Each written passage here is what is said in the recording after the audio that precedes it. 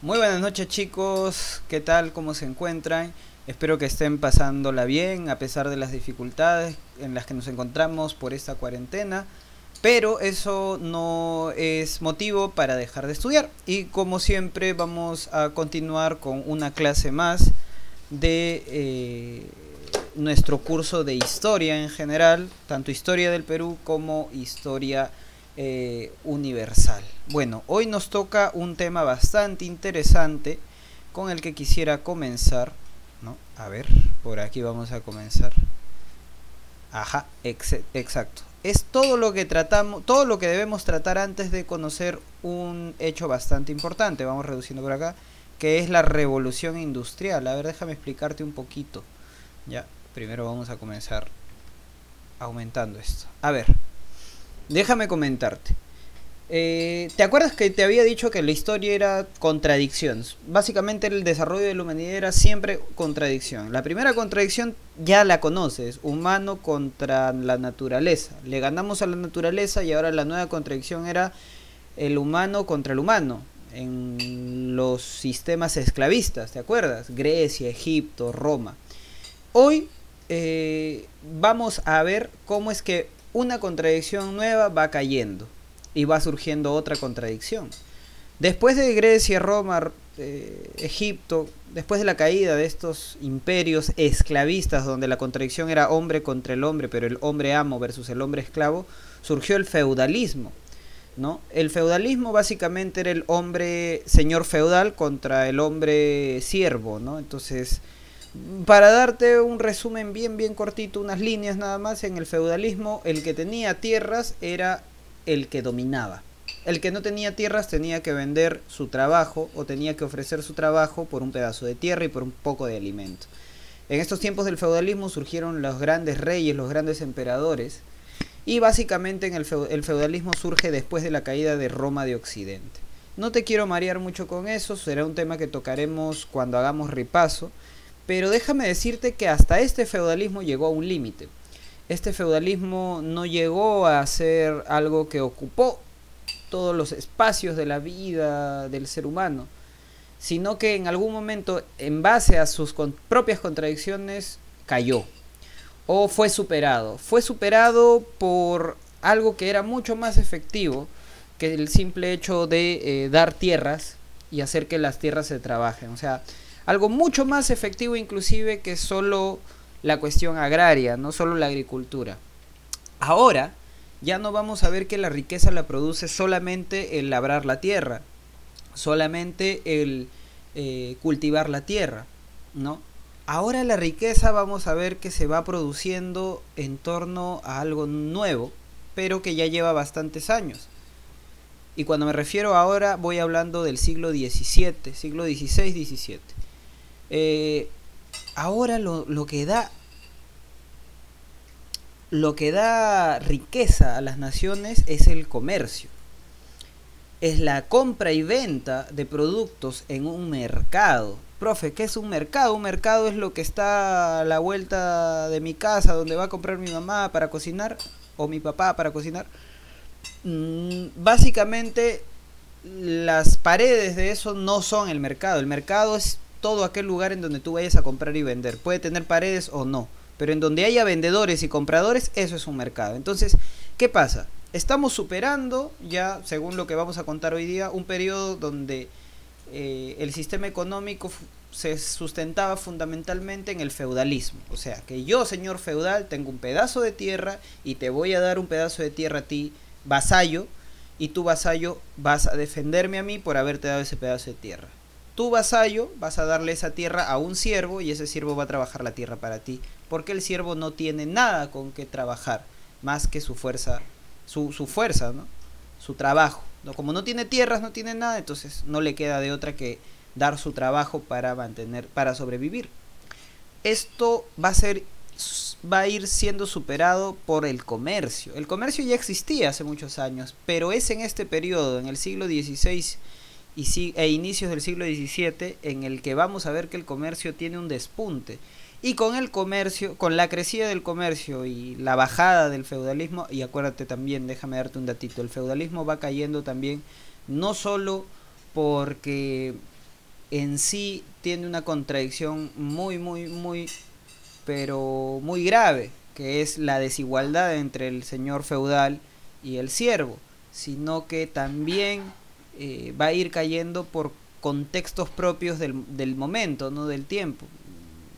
Vemos que, por ejemplo, las enfermedades y las pandemias, así como la que vivimos ahora, solo que en esos tiempos no había medicina, diezmaban a la población, ¿no? Asesinaban o bueno, mataban a mucha cantidad de la población, y la población disminuía, y si la población disminuye no hay quien trabaje la tierra, si la población disminuye tampoco no hay quien consuma lo que produce la tierra, no hay tantos soldados. Entonces, en estos tiempos, una de las razones por las que el feudalismo estaba en crisis, el sistema estaba en crisis, era básicamente las pandemias también. La peste bubónica transmitida por las ratas, por ejemplo, también conocida como la peste negra, ¿no? Porque la transmitían las ratas de color negro, ¿no? Y generaba necrosis también, se les ponían las manos negras a las personas. Entonces el feudalismo va cayendo y va surgiendo algo nuevo. No te digo que haya surgido algo nuevo como tal todavía, como un nuevo sistema económico político, una nueva contradicción, pero va a ir surgiendo, ¿no? Vamos a comentar que esta etapa la vamos a entender según la historia vieja, la historia clásica, esta historia aburrida que no nos gusta mucho, con la caída del Imperio Bizantino o la toma de Constantinopla. Revisa en tu cuaderno esta línea de tiempo que yo te hice, en donde te ponía que un nuevo periodo de la historia comenzaba cuando el Imperio Bizantino, la toma de Constantinopla se da, ¿no? Cae Constantinopla y surge un nuevo periodo de la historia, pero de la historia aburrida, ¿no? Para nosotros simplemente es la caída del feudalismo, o el que el feudalismo vaya cayendo y que el capitalismo vaya naciendo, ¿ya? Entonces, el comercio, profe, ¿el comercio fue el inicio del capitalismo? Sí, pero ¿el capitalismo qué? El capitalismo mercantil. Entonces, ya vamos a ver que las personas van a cambiar de mentalidad, van a ir pensando menos en la tierra y más en comprar y vender. Y este cambio de mentalidad va a traer dos movimientos culturales y artísticos muy importantes para la humanidad, que son el humanismo en la filosofía y en la cultura, y también el renacimiento. Pero eso es un tema que no vamos a revisar ahora, y que más bien ya se consolidan con la primera revolución industrial, que justamente todo lo que vamos a ver hoy es para tener un previo a la revolución industrial. Entonces, hoy día vamos a contar todo lo que pasó antes de la primera revolución industrial y con la llegada de la edad moderna. ¿Qué es la edad moderna entonces? La edad moderna empieza supuestamente con la caída del Imperio Bizantino o la toma de Constantinopla en 1453. Cae lo que era Roma de Oriente y comienza a darse cambios importantes. La tierra deja de tener el mismo valor que antes y ahora lo que tiene el valor fundamental para crear riqueza es el comercio, ¿no? El comercio, va habiendo un cambio de mentalidad. Mira por acá, el hombre, ¿no? El hombre deja de pensar ya en que es simplemente algo creado por una divinidad, un dios, y que debe sufrir en la tierra para vivir en el cielo como un rey, ¿no? El hombre entiende ya el concepto de modernidad, de las cosas modernas, ¿no? Entonces en esta nueva etapa de vida va cambiando su forma de ver el mundo, ¿no? Las cosas se van centrando en torno al humano. Mira, a ver, ¿cómo te lo pongo? Por ejemplo, mira esta naranja. Antes el centro de todo era Dios, ¿ya? Y todo giraba alrededor de Dios, ¿ya? Ahora vamos a ver que los filósofos de este tiempo plantean que es el humano el que está al centro del universo, ¿no? Y que el ser humano como centro del universo, bueno, debe considerar su existencia como algo no creado, sino quizás como algo que apareció mediante procesos evolutivos, pero eso va a tener su asidero más adelante. La cosa es que ahora vamos a dejar de pensar tanto en que somos simplemente producto del capricho de un dios, y ahora vamos a pensar más en nosotros mismos como centro del universo. Eso se conoce como el humanismo, ¿eh? Entonces por acá el hombre de esta nueva etapa está imbuido por una mentalidad humanista, dice, mira, ¿ves? A la economía, a la religión le preocupan las cosas del hombre, ya no tanto las cosas de Dios. Todo antes giraba en torno a la religión, ahora todo va a girar en torno a Dios. Mira, ponte esta situación. Mercado, ahora vamos a ver el mercado que genera el capitalismo mercantil, y el capitalismo mercantil va a generar una nueva forma de pensar. Todo alrededor del hombre, ya no todo alrededor de Dios. Y vamos por acá. Este hombre se siente parte de una nación, se siente parte de un momento histórico, se siente parte de un pueblo, ¿no? Surgen las primeras monarquías nacionales, o bueno, han nacido las primeras monarquías nacionales, viven las primeras monarquías nacionales. Se siente protagonista de una nueva cultura, la cultura humanista, que se centra en el hombre, en sus inquietudes, aspiraciones, ¿no? Como te digo, antes todo era Dios. ¿Qué pensará Dios? ¿Qué dirá Dios? Vamos a revisar la Biblia. Ahora vamos a ver qué piensa el hombre, cómo se expresa el hombre llora, el hombre no llora. Ahora, ojo, cuando digo hombre, me refiero al hombre y la mujer, ¿no? Vamos a decir humanidad para ser más neutros. Entonces, la humanidad que piensa, cómo razona, cómo entiende la humanidad, la sociedad. Ahora vamos a preocuparnos por la humanidad, ya no tanto por Dios, ¿no? Vamos a centrar todo en la humanidad. Entonces, esto va a generar que la humanidad vaya pensando en ciencia. Profesor, entonces antes no había ciencia. Sí había ciencia, pero la ciencia estaba guardada solo para la iglesia. Los únicos que practicaban ciencia eran los filósofos o teólogos que eran sacerdotes. Era muy difícil para cualquier persona poder ser parte de la ciencia, ya que toda la información científica la tenían pues los sacerdotes o la iglesia, ¿no?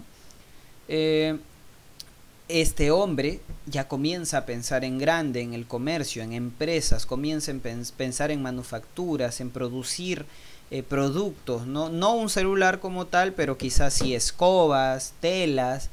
Este hombre piensa en expandirse por el mundo para poder buscar materias para generar productos. Este hombre ya no piensa, ¿no? Y para que veas cómo es el cambio, esta humanidad ya no piensa en cosechar, ya no piensa solamente en labrar la tierra. A esta humanidad piensa en traer productos de otros países y darles un valor agregado. O sea, traer algodón y convertirlo en una tela, ¿no? Y la tela cuesta más que el algodón, ¿no? Entonces, estos hombres van pensando en el desarrollo del mercado, del capitalismo, del comercio. Van pensando ya más en ellos y en el dinero que pueden producir.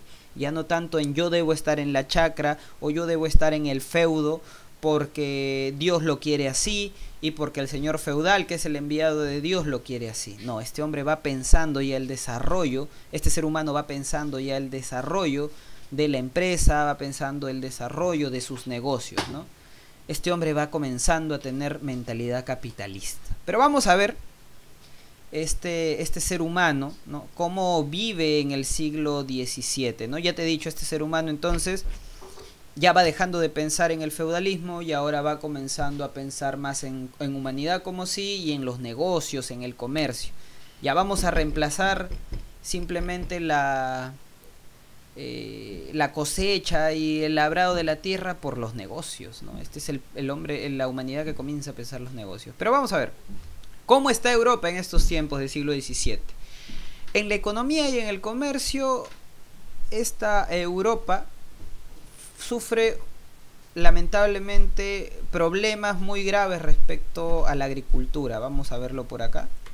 Mira, experimentaron una fuerte contracción hasta fines de siglo en el agro. Lo que pasa es que las tierras fueron explotadas durante muchos años en la Edad Media, ¿no? Explotadas, y las tierras muchas veces se quedaban sin energía para seguir produciendo. Las tierras se quedaban sin nutrientes para seguir produciendo. Y aparte de eso, súmale las sequías que habían, a veces no llovía, o a veces las excesivas afluencias de agua, inundaciones que destruían las cosechas, ¿no? Esto generó muchas pérdidas, como dice acá en las cosechas. Entonces, no solo es que ya el hombre deja de pensar en el agro, sino que el agro como tal ya había sufrido grandes golpes que a la gente le comenzaban a dar atisbos de ver nuevas nuevas alternativas para producir alimento, para producir cosas, ¿no? Mira, si está yendo tan mal en las chacras, entonces hay que ver cómo lo hacemos, qué alternativas tenemos. Y una alternativa era la compra y venta de cosas, el comercio, ¿no? El comercio. A ver, continuemos. Eso es en la economía. Ahora en la política. En la política tuvimos guerras entre Francia, Inglaterra y España. Constantemente estaban en guerras. Por ejemplo, la primera mitad del siglo XVII estuvo marcada, como dice por acá, en la guerra de los 30 años, que era España y Francia. Y generaron muchísimas muertes, ¿no? Y muchísimas hambrunas. Una guerra que llevó a la miseria a sus países en algunos momentos, ¿no? Esto hizo que los españoles terminen explotando más a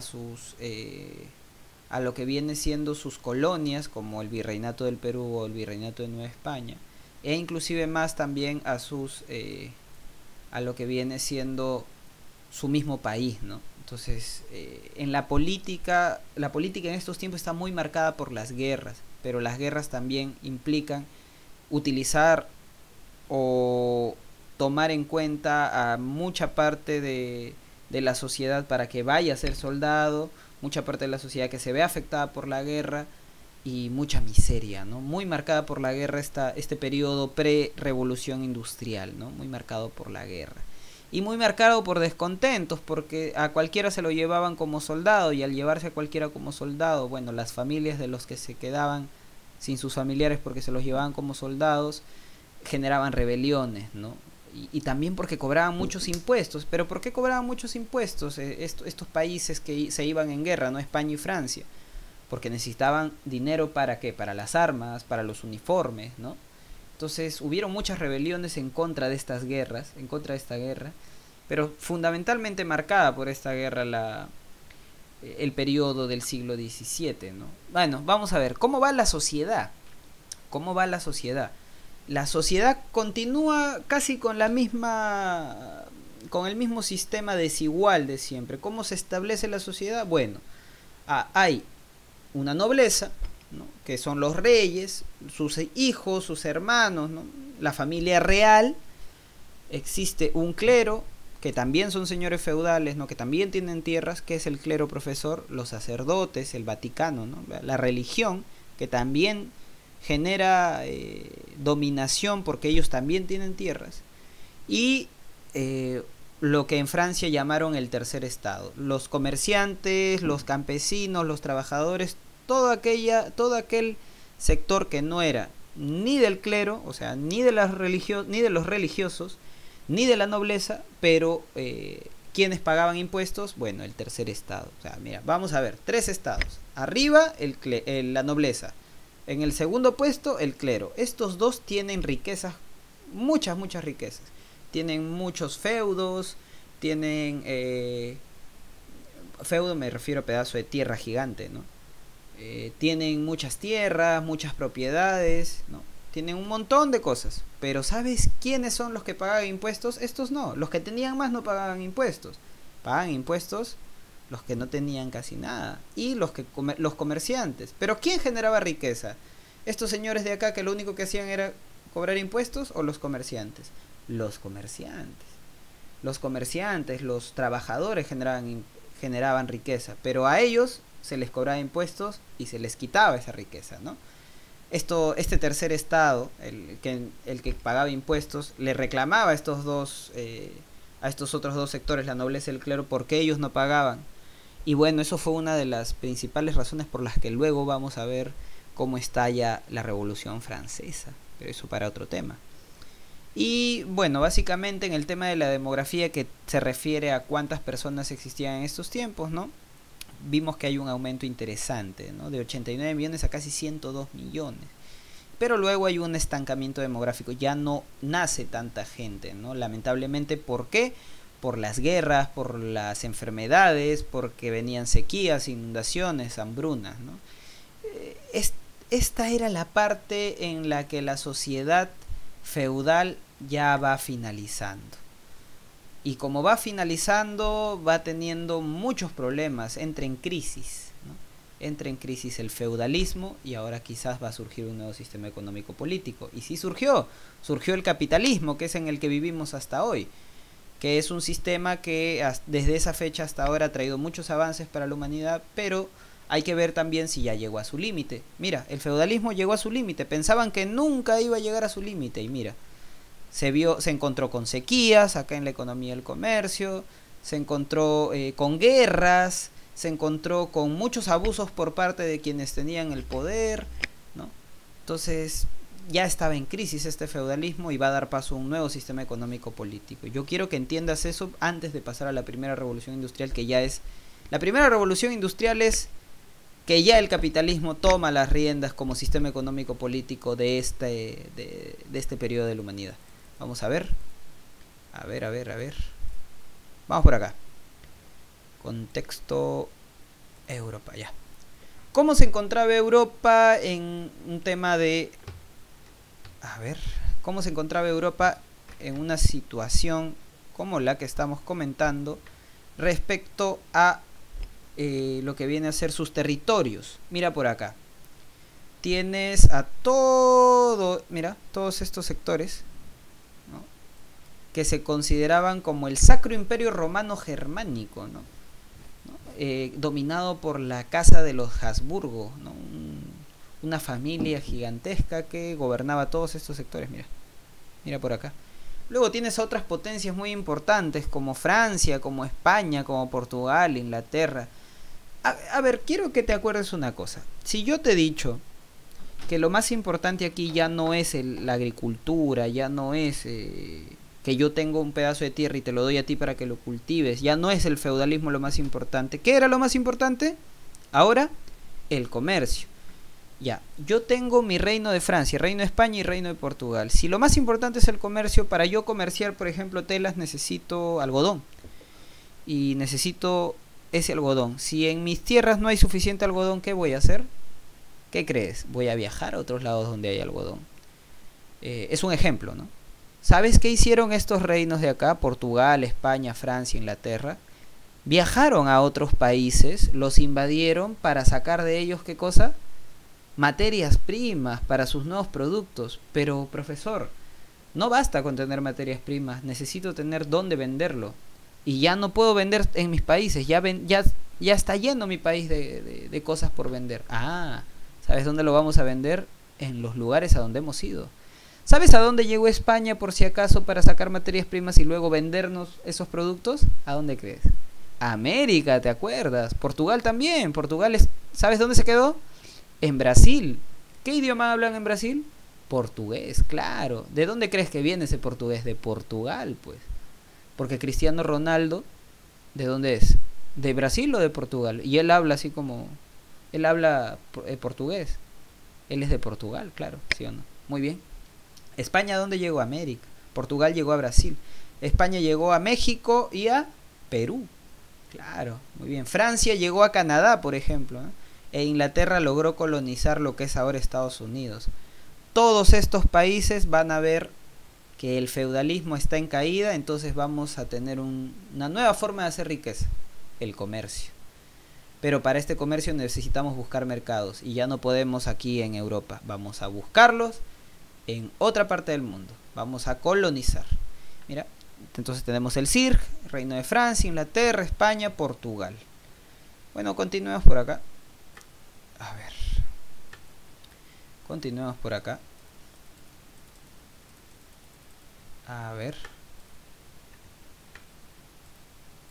A ver. Bueno, como estábamos planteando,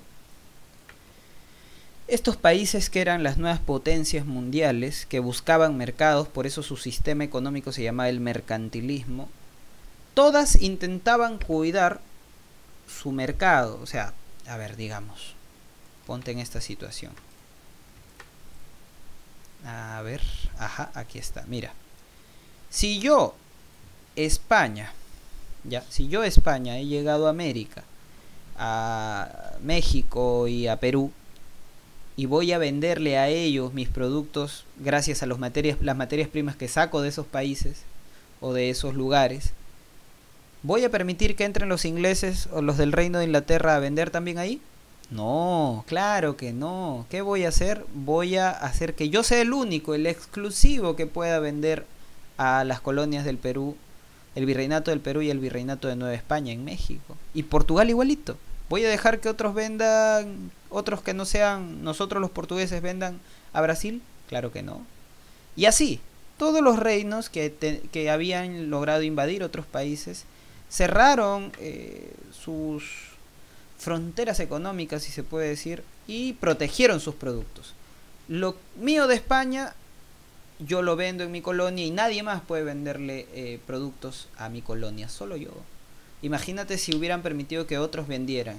Inglaterra le hubiera quitado el mercado a España, o quizás viceversa. Entonces, todos se cerraban.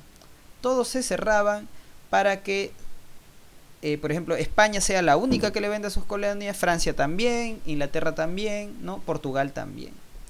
Entonces, todos estos estados en este tiempo, ¿qué hacían? Cerraban sus fronteras, protegían sus productos. Este sistema económico, a este modelo se le llama proteccionismo, ¿no? Proteccionismo, ¿no? Por ejemplo, mira, Inglaterra aplicó proteccionismo naval. Los únicos barcos que rodeaban las islas de Inglaterra tenían que ser barcos ingleses, no podían ser barcos de España, de Francia, no podían ser barcos rusos, ¿no?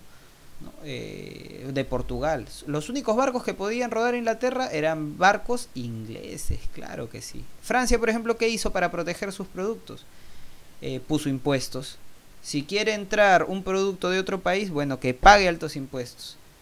No, pero yo quiero entrar a vender. Ah, ¿quieres entrar a vender? Bueno, me vas a pagar la mitad de lo que vendas. Así protegió sus productos. Y mira España. Mira España. Todo el dinero que sacó de acá de nuestros países, la plata, el oro, intentó retenerlo en su país. Lamentablemente no le surgió tan bien, luego tuvo que abrirse a comprar cosas de otros países, ¿no? Pero eso es otra historia. España lamentablemente sufrió mucho del contrabando con Inglaterra aquí en lo que viene siendo el Virreinato del Perú. Y digo lamentablemente para ellos, ¿no? No para nosotros, que acuérdate, habíamos sido invadidos por ellos. Y bueno, entonces quiero que sepas que el mundo ha cambiado. El feudalismo está en crisis, ¿no? El feudalismo está en crisis, está surgiendo un nuevo tipo de pensamiento, un nuevo tipo de economía, ya no basada en la tierra, sino basada ahora en ¿qué? En el comercio. Para tener más comercio yo tengo que colonizar, para traer materia prima y tener más mercados. Y ahora voy a tener una nueva forma de pensar el mundo, los negocios, el pensar la humanidad, ya dejar de pensar en Dios, en dar la otra mejilla.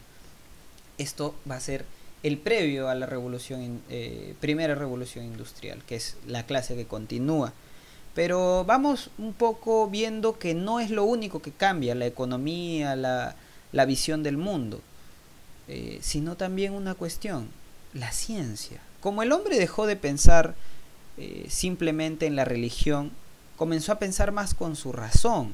Al pensar más con su razón, como dice aquí en las generalidades, lograron, como dice aquí en las generalidades, lograron tener explicaciones científicas basadas en el método científico, ya no basado en esto existe porque Dios lo creó, punto. No, esto existe porque proviene de la evolución, ¿no? De una especie vegetal, y vamos a ver qué tiene adentro, porque toda la respuesta para antes era Dios lo creó, Dios lo creó, Dios lo creó, Dios quiere que sea así. Se murió tal persona, bueno, hay que hacerle una autopsia para ver de qué murió. No, se murió porque Dios lo quiso así. Inclusive, por ejemplo, una de las peores enfermedades que ya te conté, que fue la peste negra, creían que era un castigo de Dios.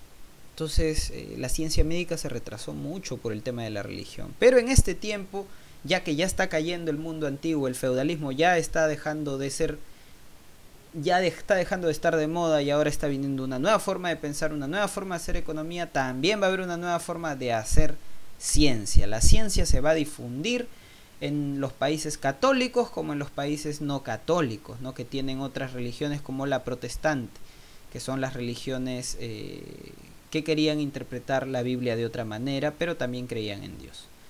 A ver, vamos por acá.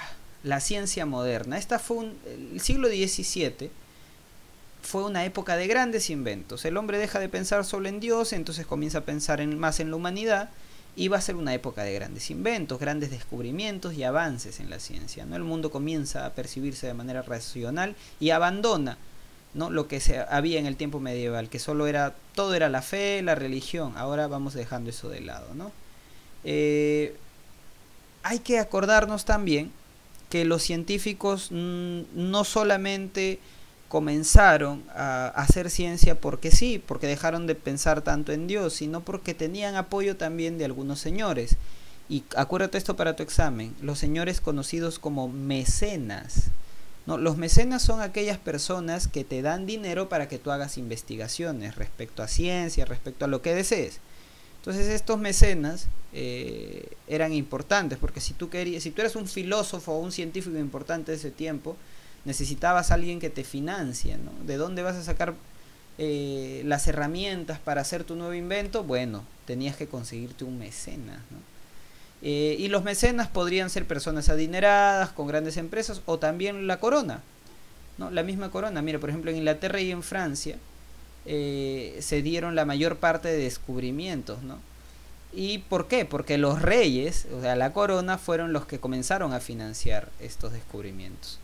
Hoy vamos a ver algo muy básico, algunos científicos de este tiempo.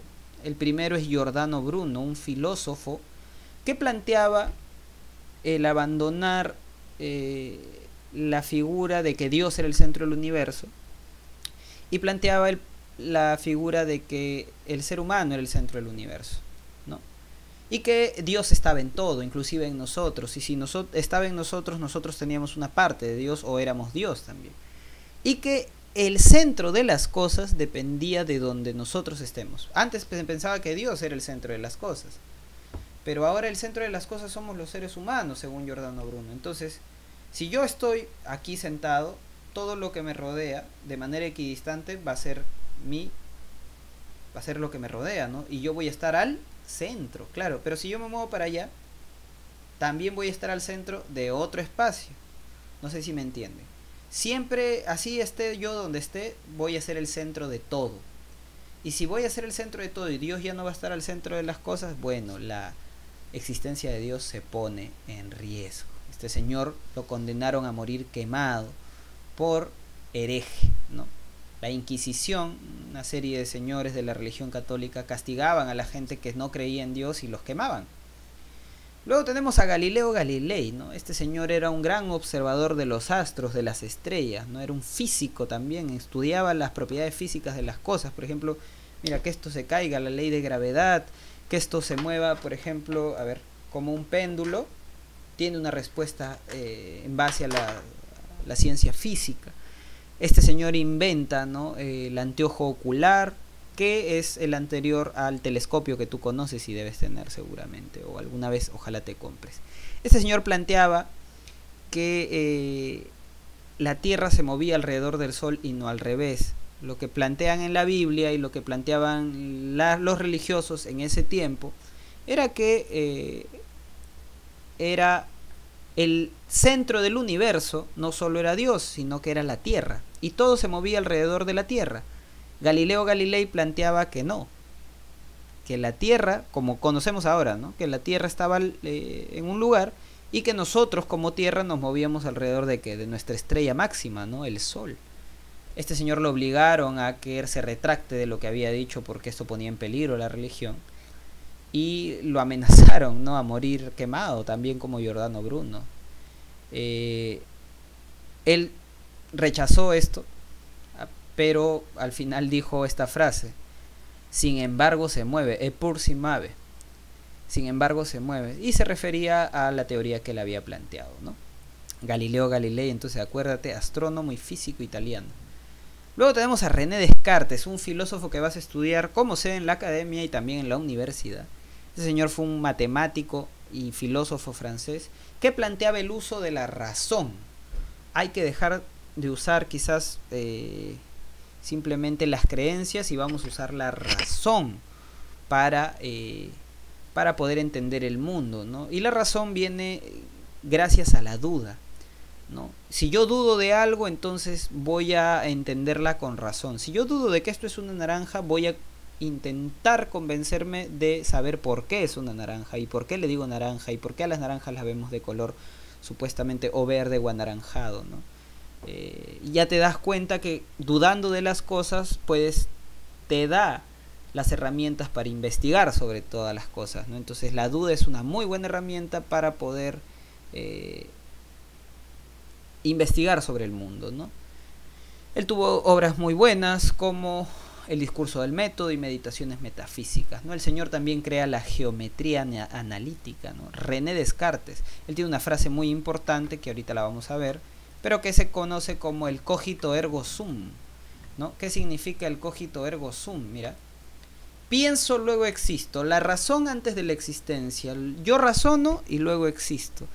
Algunos estamos en contra de eso, nosotros creemos que la existencia está antes que la razón viene como consecuencia de la existencia, pero este señor pensaba, no, si yo pienso esta naranja, primero la pienso y luego existe en la realidad. Es un poco complejo, no te preocupes, llegará un momento en donde se te explicará eso. Pero acuérdate de Descartes, que decía, pienso, luego existo, ¿no? Colocaba la razón por encima de los sentimientos, por encima de las creencias. No es que yo lo crea, sino que lo he evaluado, lo he analizado, he usado mi razón y ahora sé que existe gracias a mi razón. Bueno, vamos adelante. Tenemos al señor Blaise Pascal. Pregúntale a tu profesor de matemáticas sobre el triángulo de Pascal, ¿no? Este señor fue un matemático, un físico y un filósofo. Era cristiano, era religioso, eso sí. Y fue un escritor también, y un escritor francés, ¿no?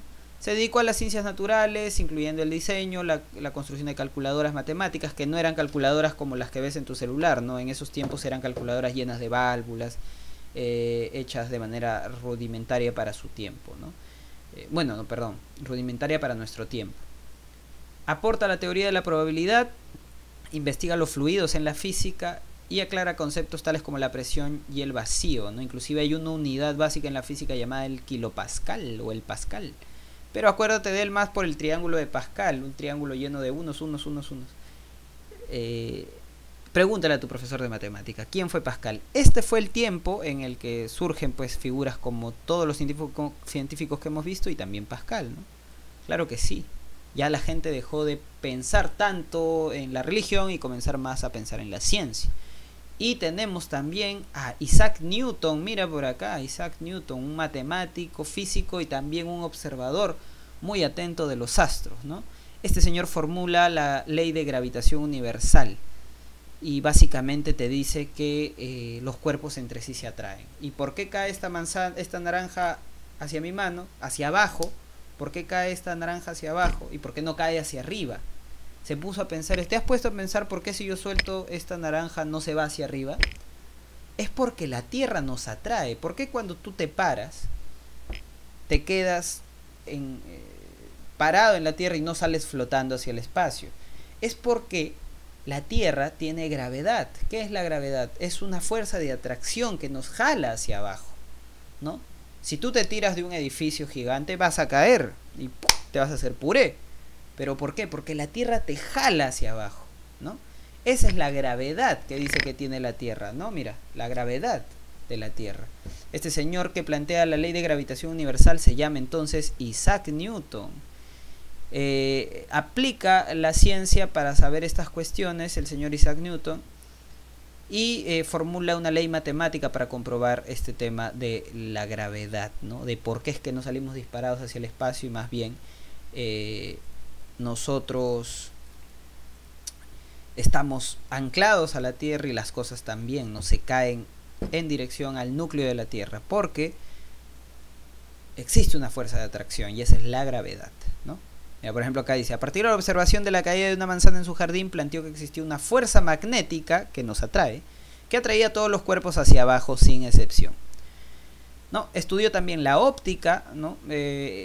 La calorimetría, ¿no? El calor, ¿no? Y formula 3 leyes muy importantes, ¿no? Las 3 leyes de Newton. Ya eso pregúntale a tu profesor de física, ¿no? La ley de la inercia, por ejemplo, un objeto va a continuar su movimiento, no sé si se puede ver, va a continuar su movimiento como esta naranja siempre y cuando no hay obstáculos en el camino que se lo impidan. Por ejemplo, si tú vas en un carro, ¿por qué crees que cuando el carro frena tu cuerpo se va hacia adelante? ¿Por qué crees que cuando el carro tú estás en un carro sentado y el carro no se está moviendo, pero cuando el carro arranca tú te vas hacia atrás, porque tu cuerpo está en una situación, en una posición, en un estado y quiere mantenerse en ese estado, ¿no? Por ejemplo, si tú no estás en movimiento y el carro arranca, tu cuerpo va a querer quedarse en la posición anterior, por eso se va hacia atrás. Y si tú y por ejemplo, si tu cuerpo está en movimiento, llega un carro, cuando el carro frena, te vas adelante porque quieres mantenerte en la posición de movimiento, ¿me entiendes? Entonces esas leyes son las que planteaba este señor Isaac Newton, muy importante físico y astrónomo inglés, que surge en este momento de la humanidad en el que se deja de pensar tanto en Dios, en la religión, y se comienza a pensar más en la ciencia. Vamos a ver algunos inventos, algunos avances de estos tiempos, no sin antes ver al último científico de este periodo, Johannes Kepler. Fue un astrónomo y matemático alemán, ¿no? Y fue fundamental para la edad moderna, ¿no? Fue conocido por sus leyes sobre el movimiento de los planetas y su órbita alrededor del Sol. Sus famosas 3 leyes sobre los movimientos de los planetas fueron publicadas en su obra Astronomía Nova en 1609. Johannes Kepler, Isaac Newton, Blaise Pascal, Giordano Bruno, René Descartes, Galileo Galilei fueron producto de su tiempo, hombres que entendieron que en estos tiempos ya la situación de pensar que Dios era la respuesta a todo no podía ser tan cierto, a pesar de que inclusive muchos de ellos eran religiosos. Entonces vamos a dar una nueva respuesta a la realidad, una nueva respuesta a la realidad que no sea solo Dios, a la ciencia. Entonces se da la revolución científica. Te das cuenta cómo el feudalismo va cayendo, la religión va cayendo, todo se va quedando atrás y va surgiendo algo nuevo, ¿no? El comercio, el capitalismo, los negocios, las empresas, la ciencia. Entonces vamos viendo que la historia estaba llena de contradicciones al final. Se va superando una contradicción y aparece otra nueva. Muy bien, eso quiero que te quede claro, ¿eh? Vamos a ver algunos inventos y avances. Galileo Galilei hace el anteojo ocular divergente, que es el antecesor o el anterior a los telescopios. Giovanni Branca crea la turbina de vapor, un invento anterior a la máquina de vapor, que la vamos a ver luego. Blaise Pascal hace una máquina de sumar, y esto te lo voy a dejar como tarea. Necesito que me dibujes o que me investigues cómo era esta máquina de sumar. Tenemos a Van Leeuwenhoek, que suena un poco raro, crea un microscopio simple a base de juntar algunas lupas. Tenemos a Huygens, crea el primer reloj de péndulo, ¿no? Isaac Newton, que crea ya un telescopio reflector, y Torricelli, que crea el barómetro, que también te lo voy a dejar para que lo investigues y me lo dibujes. Quiero que te quede claro entonces que estamos viviendo un tiempo en el que el feudalismo está cayendo y va a aparecer un nuevo sistema económico-político, el capitalismo. Pero esto se va a dar luego de la primera revolución industrial, o en plena revolución industrial, con la Revolución Francesa. Los que tienen videojuegos pueden revisarlo en el Assassin's Creed Unity, un juego muy bueno que te relata la Revolución Francesa de manera muy concreta. Yo con esto me despido, chicos. Cualquier duda en la caja de comentarios o a mi WhatsApp personal, estoy para servirles. Espero que les haya servido bastante. No se olviden de buscar las palabras que no conocen en el diccionario. Y nos vemos hasta la próxima semana. Cuídense mucho. No salgan de su casa.